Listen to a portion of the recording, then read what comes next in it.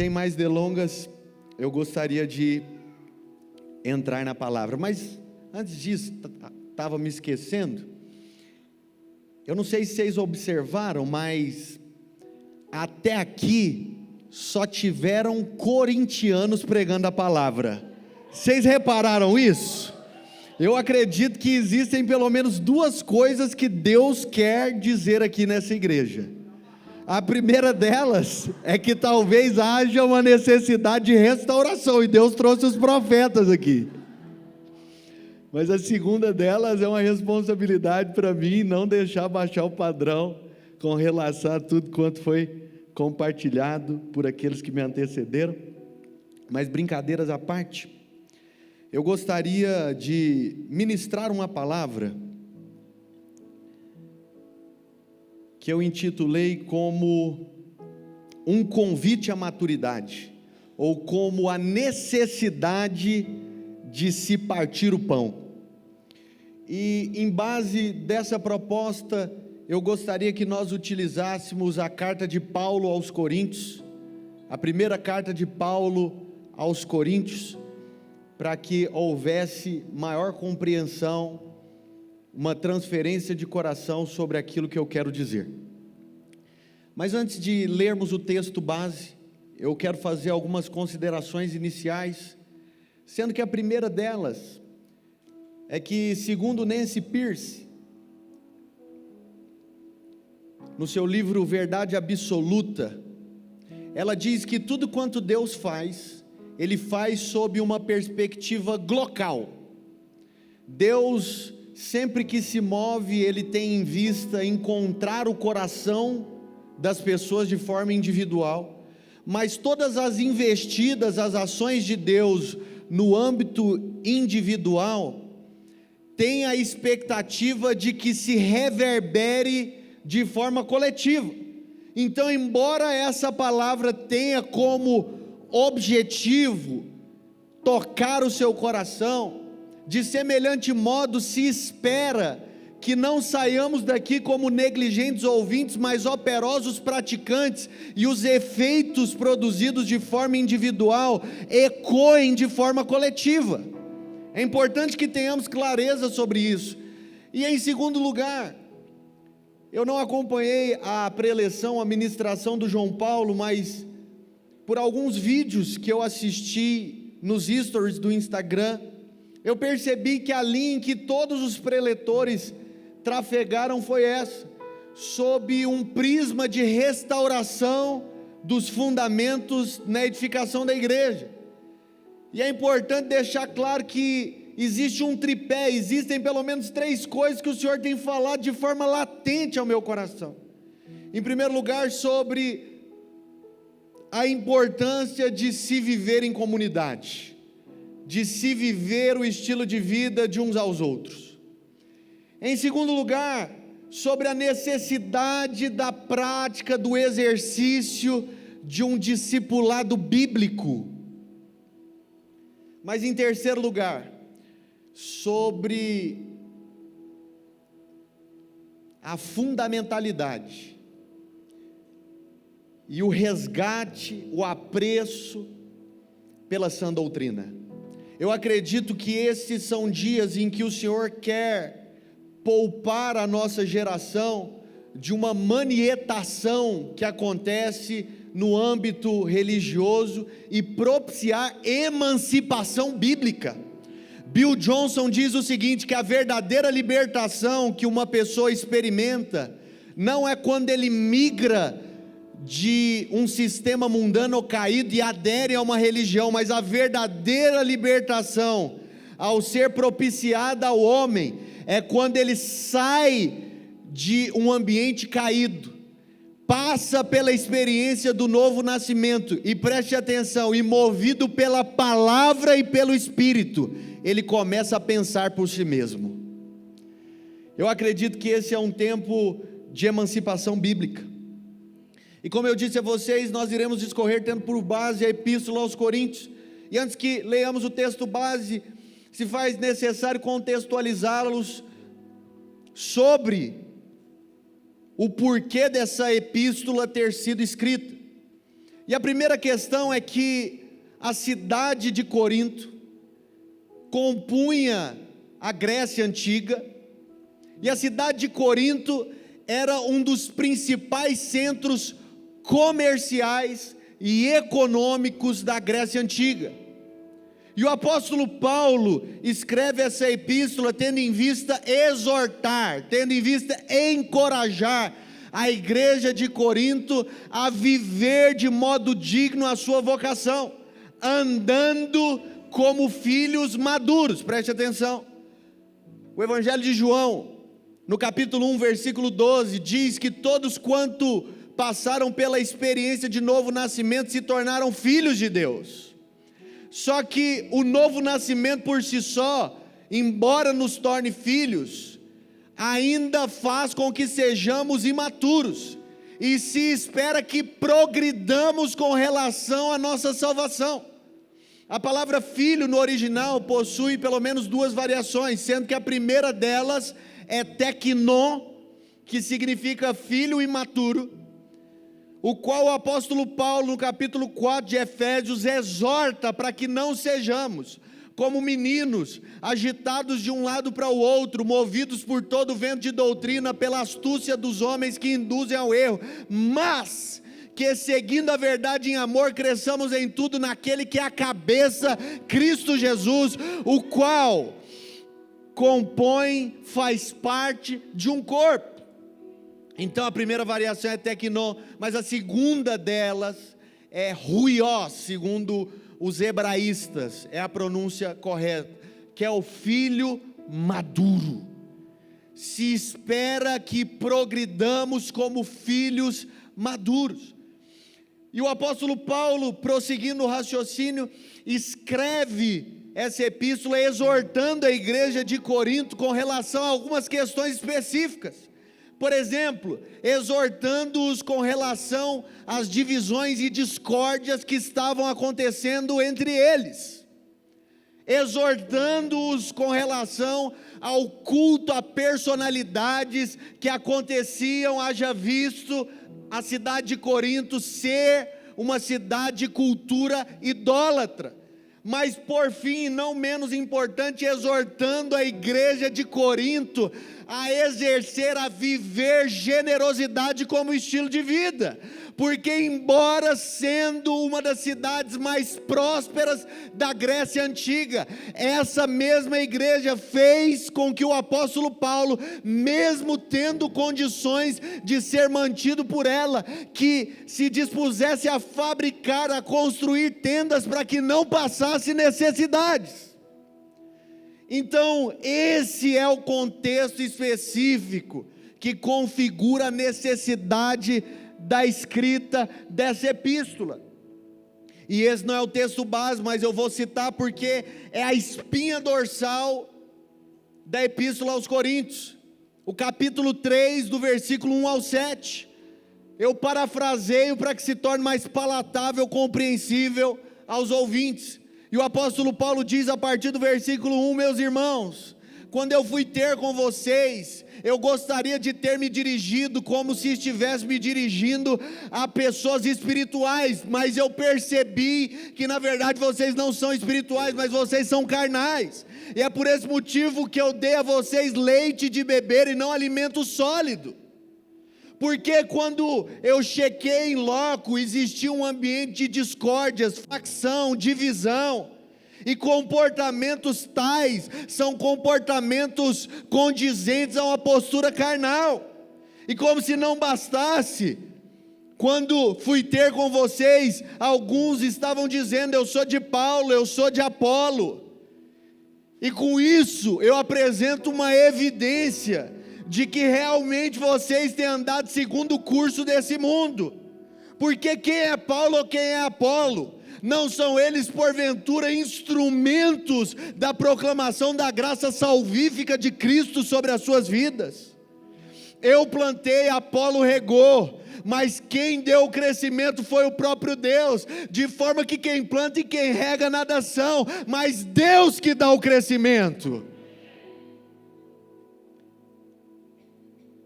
Tendo contextualizado os irmãos, eu gostaria de fazer uma pergunta a vocês. E a pergunta é a seguinte: é certo ou é errado fazer uso de uma mamadeira? Quem aqui acha que é certo se utilizar uma mamadeira? Levanta a mão. Pode levantar a mão. Quem aqui acha que é errado fazer uso de uma mamadeira? Levanta a mão. Quem aqui não está nesse auditório? Levanta a mão. Quem aqui deixou o cérebro em casa? Levanta a mão. Brincadeira, mas é verdade. Algumas pessoas reagiram da forma correta, e a reação dessas pessoas foi a seguinte: isso é relativo, isso depende. Suponhamos que ao invés de beber a água que está nessa garrafa, de utilizar esse recipiente, eu estivesse aqui no púlpito com uma mamadeira. O que vocês achariam? Como vocês iriam reagir se eu estivesse com uma mamadeira aqui no púlpito? Seria no mínimo estranho. É verdade ou não? Mas eu tenho uma filha hoje, ela tem 3 anos de idade, mas até o ano passado, ela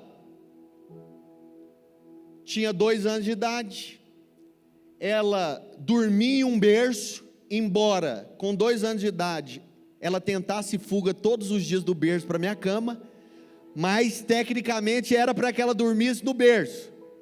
Ela dormia no berço e bebia leite através de uma mamadeira. Agora vamos mudar aqui a aplicação. Suponhamos que essa filha minha subisse correndo e tivesse as configurações que eu citei ainda enquanto ela utilizava mamadeira. Seria estranho a vocês vê-la chegando até mim com uma mamadeira na mão? Porque é um objeto, é um utensílio coerente, condizente, utilizado para a faixa etária que ela possui. E sabe de uma coisa, onde eu quero chegar com tudo isso? Que o evangelho ele é processual. Existem certas coisas que Deus não nos falou antes, porque a gente não tinha maturidade para ouvir ou para praticar aquilo que Ele queria nos apresentar. Esses dias o meu filho primogênito, Benjamin, ele chegou e me fez uma pergunta, e a pergunta dele foi a seguinte: pai, por que é que eu não posso beijar na boca? Essa pergunta foi leve. Quando a pergunta é mais complicada, eu falo: pergunta para sua mãe, que ela sabe responder melhor do que eu. Eu vou ficando nervoso e eu acho que vai ficando ainda mais difícil para ele me entender. Mas como essa pergunta era fácil, eu falei: meu filho, porque você ainda não tem a idade necessária para você poder beijar na boca. Beijar na boca é um benefício que você vai poder usufruir só quando envelhecer ou amadurecer. E eu acredito que de Deus para conosco não é diferente. Existem certos benefícios que nós só podemos usufruir. Abro um parêntese: todas as coisas já nos foram dadas gratuitamente por intermédio do amado. Mas por que é que nós não usufruímos de certas coisas? Porque nos falta maturidade para usufruir, para lidar com responsabilidade, para com aquilo que o Senhor tem para nós. E deixa eu fazer uma citação. O Alessandro Vilas Boas, em uma das ministrações dele, ele diz o seguinte: Deus vem buscar uma noiva e não uma menina.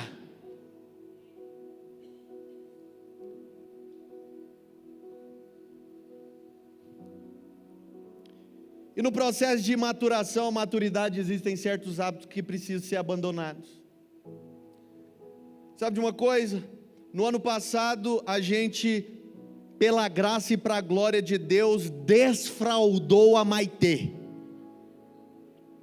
Isso refletiu em economia de pelo menos uns R$300 por mês. E aí o que acontece? No processo de desfraude, quantos pais estão aqui nessa tarde? Levanta a mão. Vamos ser honestos, você não desfralda o menino da noite para o dia, é verdade ou não? Não é aquele negócio como que em um passe de mágica, o menino dormiu com fralda e acordou sem, glória a Deus, só que não, porque você tira a fralda e você acha que o menino vai para o banheiro sozinho, mas de repente ele faz no sofá, de repente ele faz no tapete, faz na frente da visita, faz quando a gente está na rua. E vamos ser honestos, tem hora que dá vontade de desistir, falar, esse menino quando fizer 18 anos de idade, ele paga as fraldas dele mesmo e ele que se vira.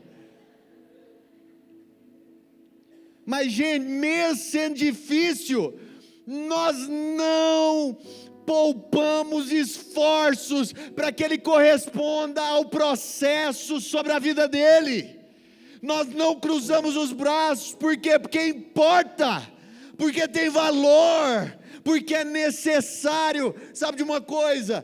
Os meus filhos, a minha esposa está aqui como testemunha, ela fala de vez em quando, nossa, tem vezes que eu preferiria ser sua filha do que sua esposa, porque para mim e para você, às vezes você faz conta, mas quando chegam os meninos, você fala, gente, não custa nada, olha o tanto vai ficar bonito.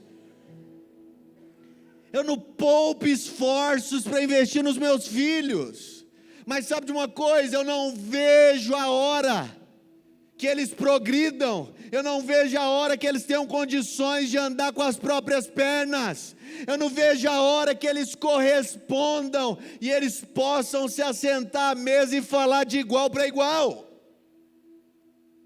E aqui agora, feita essa breve introdução, eu quero ler o texto base que se encontra em 1 Coríntios, capítulo 11, do versículo 17 ao 34, se possível projetar, 1 Coríntios, capítulo 11, do 17 ao 34.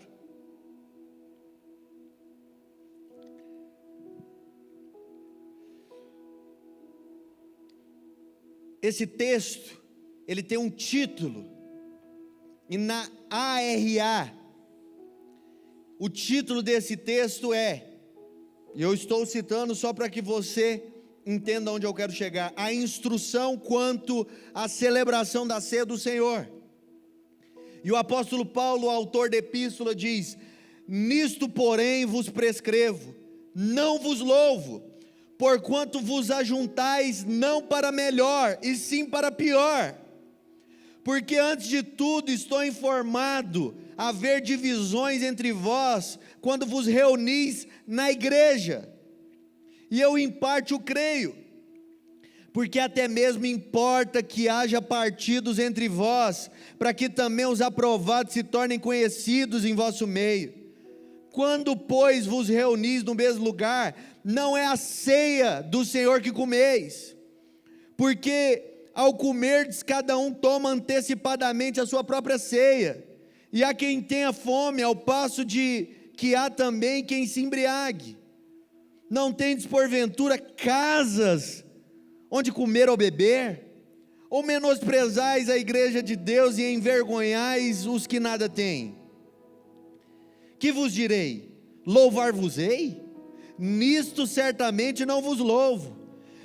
Por quê? Porque eu recebi do Senhor o que também vos entreguei, que o Senhor Jesus, na noite em que foi traído, tomou o pão, e tendo dado graças, o partiu e disse, isto é o meu corpo que é dado por vós, fazei isto em memória de mim. Por semelhante modo, depois de haver ceado, tomou também o cálice, dizendo, este cálice é a nova aliança no meu sangue, fazei isso todas as vezes que o beberdes em memória de mim, porque todas as vezes que comerdes este pão e beberdes o cálice, anunciais a morte do Senhor até que Ele venha. Por isso aquele que comer o pão ou beber o cálice do Senhor indignamente, será réu do corpo e do sangue do Senhor. Examine-se, pois, o homem a si mesmo, e assim coma do pão e beba do cálice, pois quem come e bebe sem discernir o corpo, come e bebe juízo para si. Eis a razão porque há entre vós muitos fracos e doentes, e não poucos que dormem. porque se nos julgássemos a nós mesmos, não seríamos julgados, mas quando julgados, somos disciplinados pelo Senhor, para não sermos condenados com o mundo. Assim, pois, irmãos meus, quando vos reunis para comer, esperai uns pelos outros. Se alguém tem fome, come em casa, a fim de que não vos reúnam para juízo. Quanto às demais coisas, eu as ordenarei quando for ter com vocês. E a primeira coisa que a gente pode observar, interpretando o texto à luz do princípio do contexto, é que o apóstolo Paulo, ele não está apenas instaurando um novo sacramento à igreja do Senhor, ele não está apenas transicionando a ceia do Cordeiro Pascal pelo partir do pão e o beber do cálice, ele não está apenas instaurando a doutrina da consubstanciação, como diz teoria em que eu creio, instaurada por Agostinho de Hipona. Ele está estabelecendo um parâmetro eclesiológico. O que eu quero dizer? Ele está definindo o modus operandi da igreja, ele está dizendo qual deve ser a maneira em que a igreja não deve apenas participar da reunião pública, mas a maneira por meio da qual a igreja deve viver, pelo fato de discernir o corpo. Isso precisa estar claro para você, para que a gente possa aprofundar. E uma outra coisa que a gente percebe, é que ele faz um paralelo entre a ceia do Senhor e a ceia da igreja de Corinto. Ele cita 3 itens, que são pares antagônicos, uns entre os outros. O primeiro deles, Jesus, ele toma o pão. Em segundo lugar, ele parte o pão. E em terceiro lugar, ele distribui entre todos. Mas, paralelo a isso, como se portava a igreja de Corinto? O apóstolo Paulo se dirige inicialmente a eles com uma pergunta: vocês não têm casa onde comer, não? Em segundo lugar, pelo fato de vocês não terem comida em casa, chega todo mundo com fome. E sabe o que está acontecendo aqui? Bebedice e glutonaria. Vocês estão andando por meio de um comportamento egoísta. E por fim, em terceiro lugar, o egoísmo de vocês, a falta de entendimento do que se espera como filhos maduros, reflete no não discernimento do corpo, que acaba se dividindo. E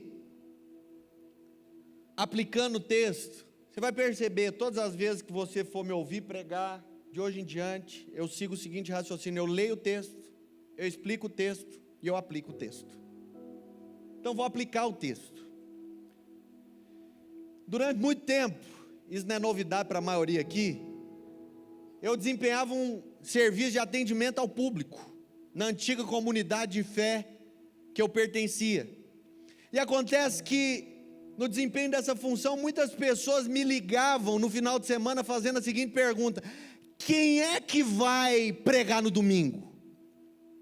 É o fulano ou ciclano? E eu respondia como de costume: eu não sei para onde vou, eu não sei, estou falando a verdade, não estou mentindo. Mas por que eu estou te falando isso? Porque o comportamento dessas pessoas era semelhante ao comportamento da igreja de Corinto. Eles estavam saindo de casa não para partir, eles estavam saindo de casa para comer. E a pergunta é: você não tem casa onde comer? E aí eu vou tocar na ferida agora. E eu quero te fazer uma pergunta retórica. Qual foi a última vez que você saiu de casa pensando da seguinte forma: hoje eu vou para o culto e esse culto vai ser uma bênção. Só que esse culto não vai ser uma bênção por causa da palavra do pastor, da pastriz, do apóstolo ou da apostila. Não é por causa do line-up do evento. Esse culto vai ser uma bênção porque hoje eu vou encontrar alguém e eu vou liberar uma palavra profética. Esse culto hoje, rapaz, esse culto hoje vai ser uma bênção, que eu vou encontrar um enfermo e ele vai ser curado. Esse culto vai ser uma bênção, porque vai chegar o paralítico, eu vou orar e ele vai andar. Qual que foi a última vez que a sua postura ao vir para a reunião pública da igreja se desenvolveu sob esse raciocínio? Porque o apóstolo Paulo fala em 1 Coríntios capítulo 12, que quando eu e você nos reunimos, deveria ser da seguinte forma: um tem salmo, outro tem cântico, um oração em línguas e outro interpretação, e nisso se manifesta a multiforme graça de Deus. Deixa eu te falar algo, a palavra multiforme no original é poikilos, que significa policromático, é a capacidade de policromacia, é o que permite que nós enxerguemos de forma colorida. Por que é que a igreja tem sido sectária? Por que em muitos lugares que a igreja está atrofiada? Por que em muitos lugares a igreja só enxerga preto e branco? Porque ao invés de nos reunirmos para partir, nós estamos nos reunindo apenas para comer e para nos embriagar. Não faz sentido virmos para a reunião da igreja e recebermos apenas de 10 pessoas que estão aqui na frente, do baterista, o tecladista, o guitarrista. O que acontece é que muitas vezes a gente vem para a reunião da igreja com a expectativa de experiência vertical e não horizontal.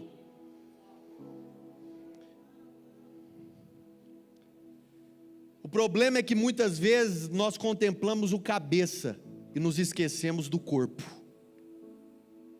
Quem aqui já assistiu Power Rangers? Vocês já perceberam algo?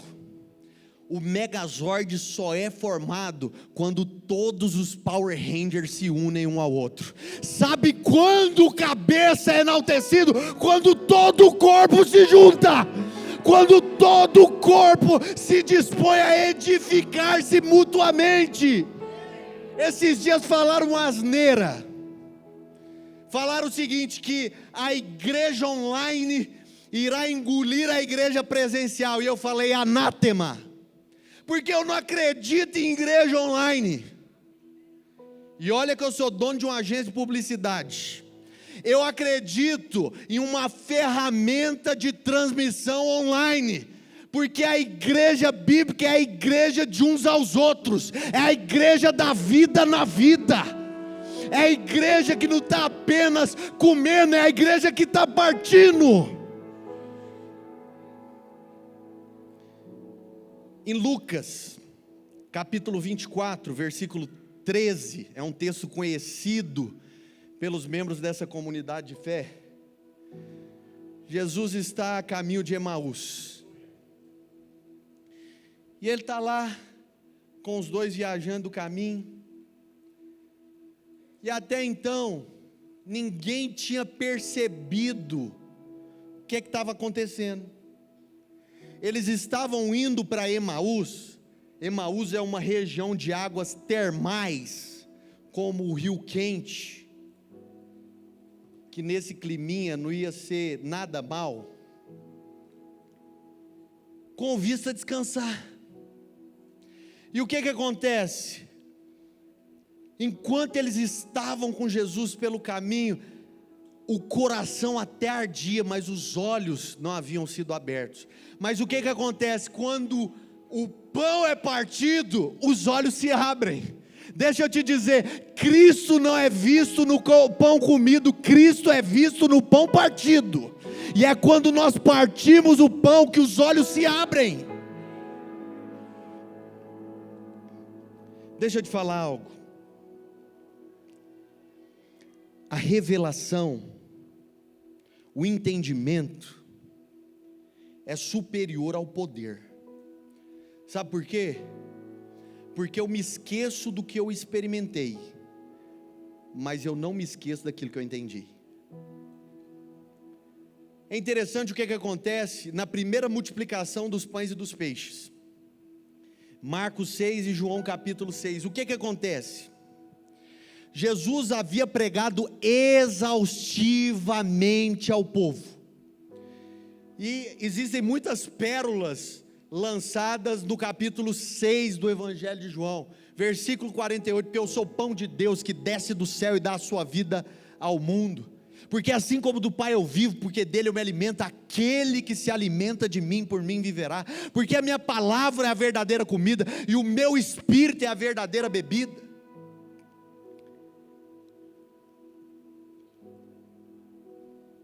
O pão é multiplicado, o povo recebe um shaba. Quem é este? Mas o que acontece? Mesmo depois disso, de uma multiplicação para ali, uma média de 10, 12 mil pessoas, mesmo depois disso, o povo vira para Jesus e fala: me diga quem é você, faz um sinal aí, porque se você fizer um sinal, nós creremos em ti. Jesus tinha acabado de realizar um dos maiores milagres do Evangelho, mas o povo ainda não tinha entendido quem era Jesus. O povo estava seguindo Jesus só para comer, só para se fartar, só para receber um shaba, e não crescia em entendimento. Deixa eu falar algo para vocês, na liberdade, porque nós estamos em família. Eu vivo falando para a minha comunidade, falo, sirva Jesus, mas não deixe o seu cérebro em casa. Sabe de uma coisa? Ninguém tem o pão inteiro. E eu entro no primeiro ponto da minha mensagem, que eu irei concluir em 16 minutos. Em primeiro lugar, o Evangelho troca a nossa perspectiva.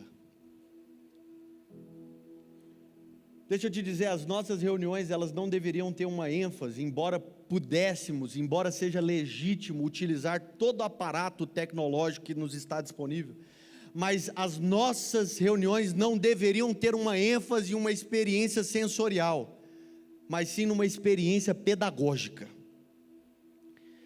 Esses dias, eu estava ouvindo uma canção do Alessandro Vilas Boas, e eu amo o Alessandro, inclusive acabo de ressaltar, valorizar, destacar algo que ele diz em uma das suas ministrações, mas existe outra por sua vez, que contraria o entendimento que eu tenho a respeito do corpo, que ele canta assim: eu não trouxe nada para a mesa, eu não trouxe nada para a mesa, apenas uma fome, uma sede, uma fome, uma sede. É bonito, é palatável, só é uma revelação parcial,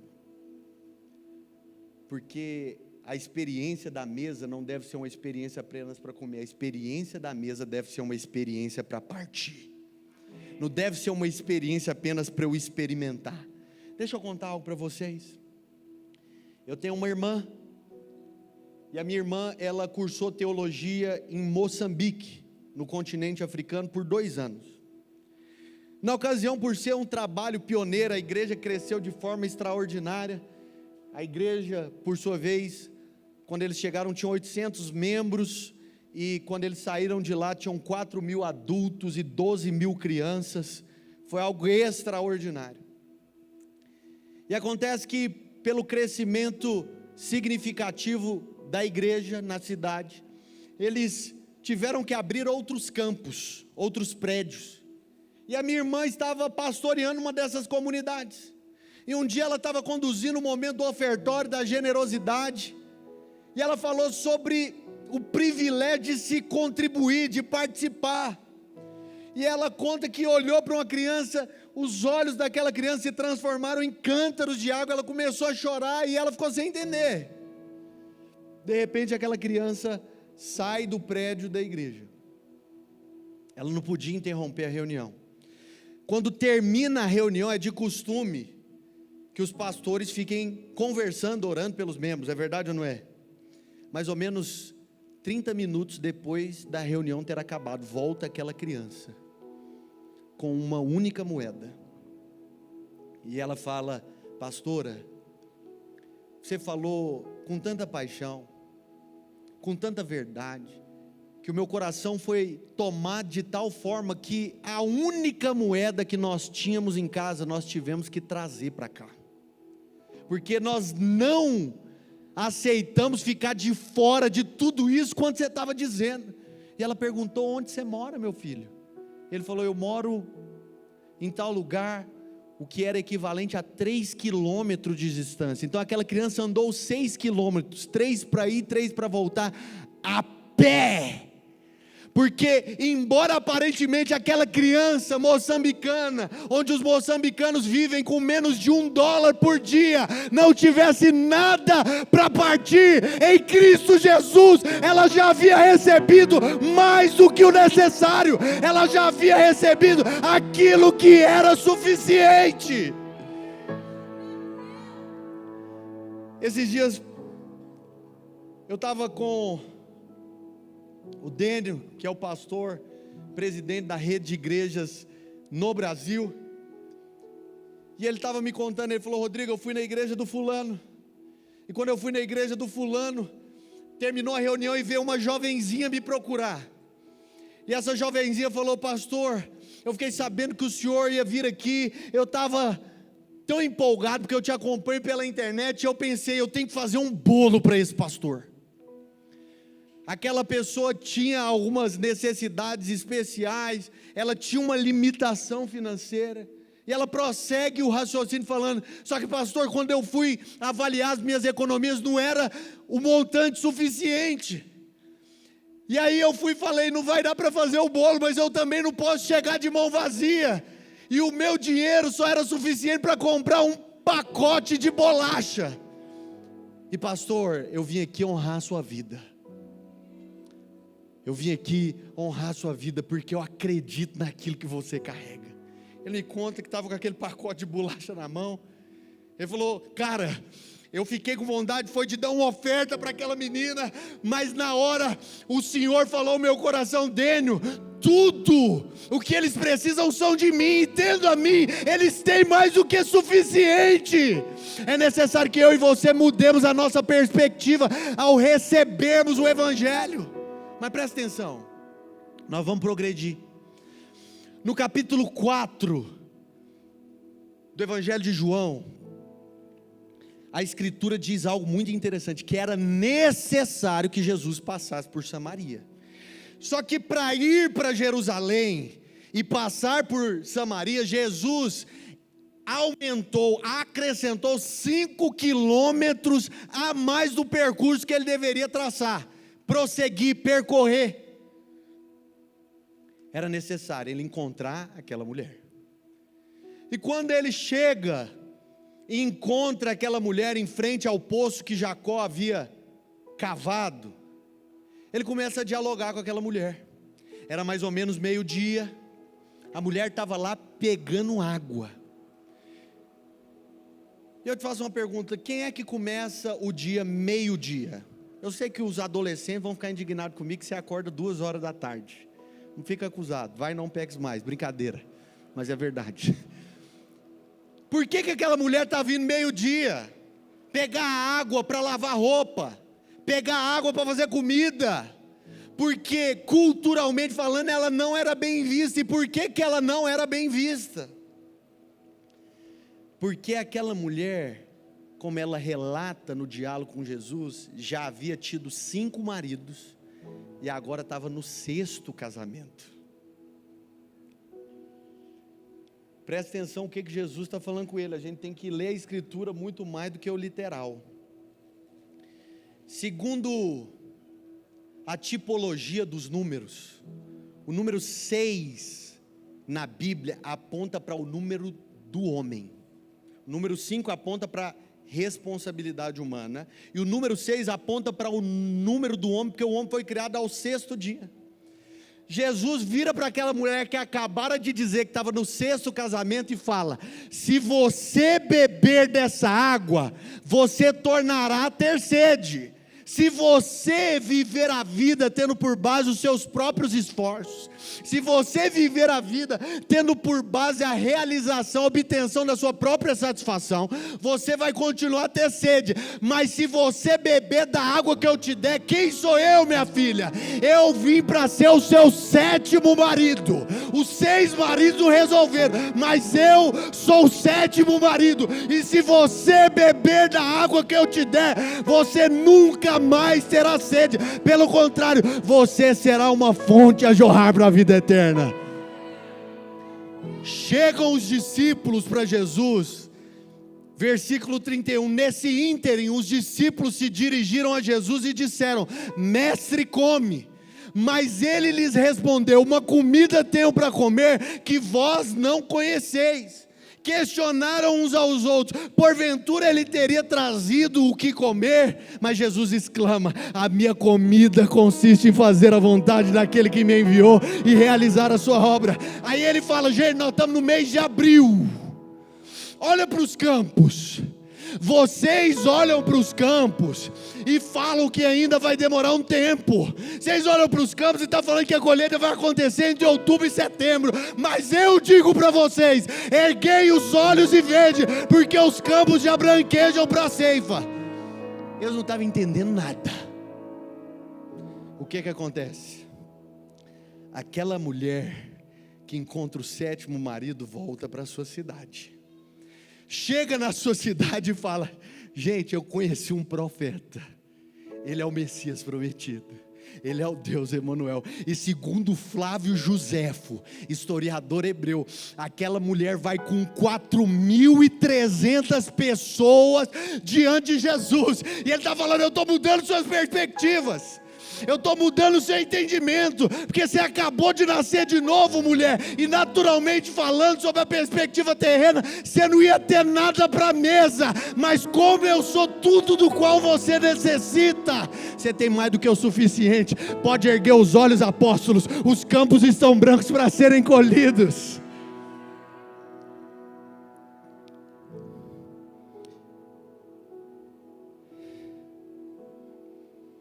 O Evangelho muda a nossa perspectiva, mas em segundo lugar, Cristo não é visto no pão comido, Cristo é visto no pão partido. Me faz um favor, traz uma garrafa de água e 4 copos para mim, por gentileza. Nós vivemos uma geração hedonista, nós vivemos uma geração que busca pela realização dos seus próprios prazeres. E sabe de uma coisa? Esses dias eu fui acompanhar uma pessoa pregar numa igreja, e depois ele estava me contando o background da coisa. Falou: rapaz, tem vezes que Jesus coloca a gente numa situação tão embaraçosa. E aí ele estava indo pregar e ele perguntou: quantos profetas tem aqui nessa casa? Quantos de vocês aqui possuem um ministério profético? Falou que 50% da igreja levanta a mão. Já está sentado aí, não consegue ver na totalidade, mas ele que estava em cima falou: 50% da igreja levantou a mão. E aí ele falou assim: Deus manda dizer a vocês que a voz profética dessa igreja se calou, porque os profetas dessa igreja têm vindo para a reunião só para comer e não para partir. Deixa eu contar uma experiência que eu tive. Espera aí. Vinícius, que tem toque, está agoniado, né? Vou derramar água mesmo aqui, Vinícius.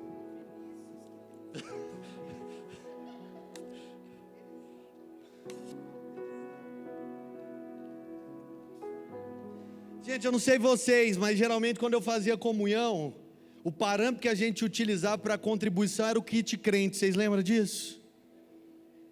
Vocês também fazem isso? O que aconteceu durante muito tempo na minha vida? Minha esposa sabe disso. Toda vez que eu fazia aniversário, eu chamava umas 150 pessoas.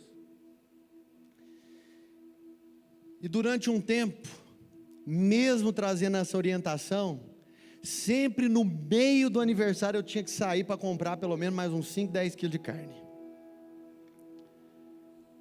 Porque muita gente ia só para comer. E sabe uma coisa?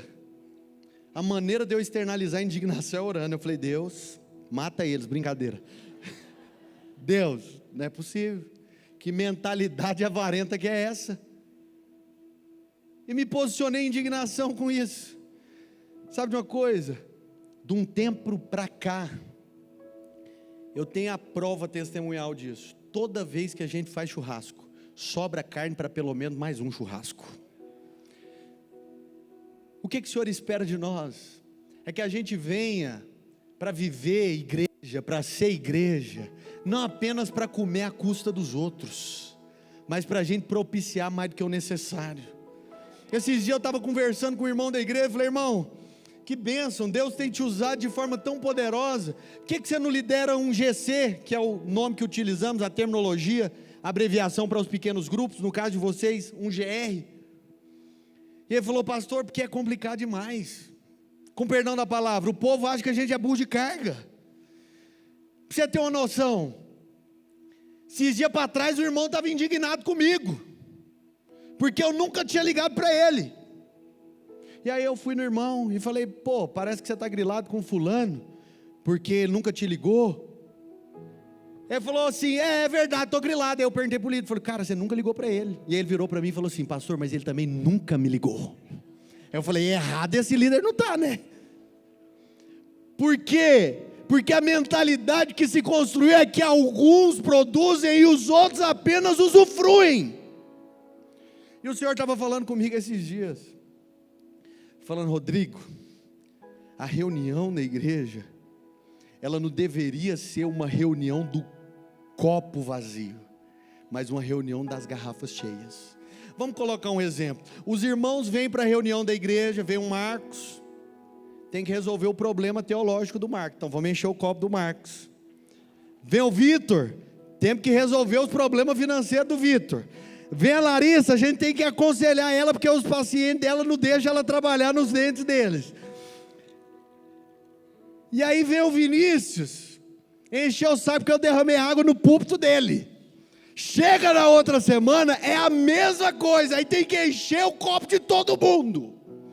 E é por esse motivo que tem um monte de líder em depressão, pastor em depressão, as pessoas não querendo reunir, por quê? Porque ninguém aguenta ficar enchendo esse tanto de copo. Deixa Jesus falar aqui, porque o irmão vira para o pastor que tem 500 ovelhas e fala, você nunca foi na minha casa. E ele fala, porque se eu for na sua casa, eu vou conseguir ir só no ano que vem outra vez, porque tem mais membros do que dia no ano. E o Senhor estava falando comigo, Rodrigo, a reunião da igreja não deveria ser a reunião do copo vazio, deveria ser a reunião da garrafa cheia, porque quando as garrafas chegam cheias e começam a derramar um sobre a vida dos outros, tudo fica mais leve, tudo fica mais prazeroso. Aplauda Jesus. Deixa eu te falar algo.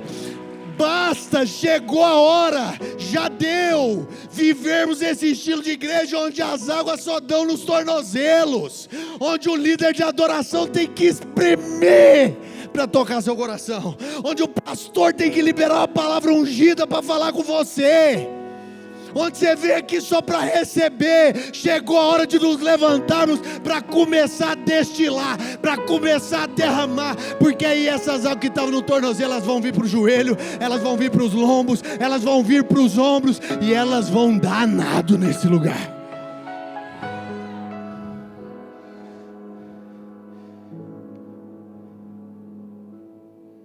Muita gente acha que multiplicação vem pela retenção, mas a multiplicação vem pela doação.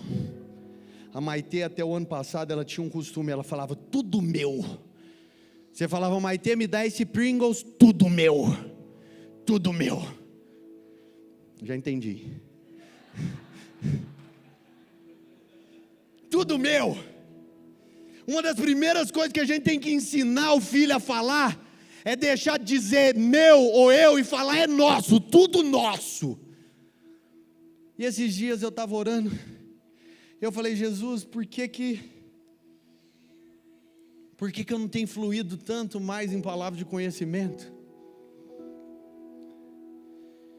Existe algo que eu percebo que eu tenho uma fluidez e é nisso. E o Senhor falou: o que adianta eu te dar se você não está compartilhando? Falou: multiplicação não vem de retenção, multiplicação vem de doação. Tem gente que fala: eu não posso participar das reuniões da igreja porque eu não tenho tempo. E aí ele guarda o tempo. Ele fala: eu não posso aconselhar um casal da igreja porque eu não tenho capacidade para isso. Eu não posso liderar um GR porque não tem pessoa para isso. E ele começa a reter ao invés de compartilhar. Presta atenção, na multiplicação dos pães e dos peixes se encontrou um garoto que tinha 5 pães e 2 peixes. Não quer dizer que tinha só um garoto, quer dizer que um garoto teve a disposição, e diferente dos demais que creio eu não, diz a Escritura, ele se dispôs a dar. E aquilo que eram 5 pães e 2 peixes se multiplicou entre 10.000 pessoas e sobraram 12 cestos cheios de pães e de peixes. A multiplicação não vem pela retenção, a multiplicação vem pela doação. Mas em terceiro e último lugar, o quanto você é usado por Deus está relacionado à medida de revelação que você tem do corpo. Eu cresci em uma igreja batista reformada, com os bancos de madeira. Eu me lembro que uma das coisas que fazia parte da liturgia, da eclesiologia, do entendimento teológico, melhor dizendo, da igreja, é que não se podia orar em línguas sem que houvesse alguém para interpretar. E sabe de uma coisa? Nisso eles não estão enganados. Porque muitas vezes a gente vem para embaraçar nos cabelos encaracolados de Jesus, e ao invés de liberar sobre quem está aqui do lado, a gente começa a se embriagar, e acha que o ápice da vida cristã é isso. A palavra de Deus fala, em Gênesis capítulo 4, do 9 ao 10, o seguinte: e disse o Senhor a Caim: onde está Abel teu irmão? E ele disse: não sei, acaso eu sou o guardador do meu irmão? E disse Deus: que fizestes? A voz do sangue do teu irmão clama para mim, clama a mim. Sabe de uma coisa? Eu quero te fazer uma recomendação. Vamos deixar de cantar essas músicas Olha para mim, e nos preocuparmos mais com nós.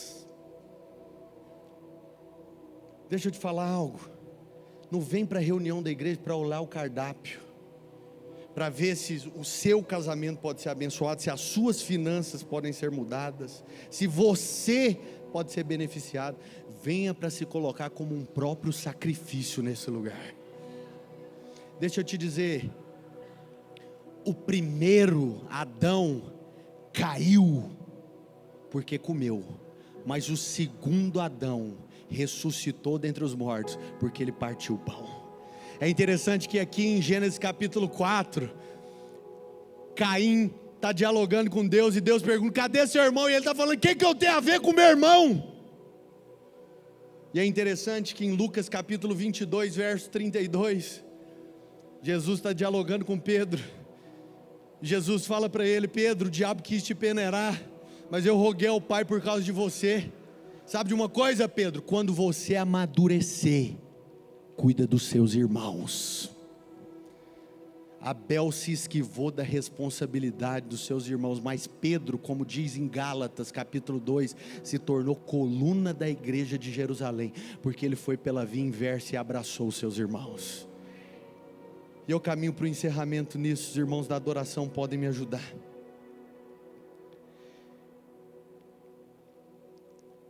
Deus tem uma mania: tudo quanto você coloca na mão dele, ele reparte e distribui. Deus tem uma mania: tudo quanto você coloca na mão dele, ele reparte e distribui. Talvez você já até fez isso, mas constantemente vem pessoas me procurar e falar: pastor, ora pelo carro novo. Pastor, ora pela casa nova. Pastor, ora para eu receber uma promoção e um aumento salarial. E eu falo, eu sei o que você está pedindo. Eu sei que você está pedindo para nenhuma olhada pegar no seu carro. Tem crente que gosta dessas mandingas, né? Pé de pato e tal. Quebrar mal olhado, ninguém roubar seu carro, ninguém roubar sua casa, ninguém bater no seu carro. Mas deixa eu te falar uma coisa. Tudo que você coloca nas mãos de Deus, Ele reparte e distribui. Sabe de uma coisa? Você quer que seu carro seja de Deus? Preste atenção, Ele vai repartir e distribuir. Você quer que a sua casa seja de Deus? Ele vai repartir e vai distribuir. Você quer que as suas finanças sejam de Deus? Ele vai repartir e vai distribuir. Tem vezes que a gente é tão egoísta que tem um irmão do lado passando necessidade e a gente fica perguntando, será que a igreja não vai fazer nada? A igreja está aí, meu irmão. A igreja é você, a igreja somos nós.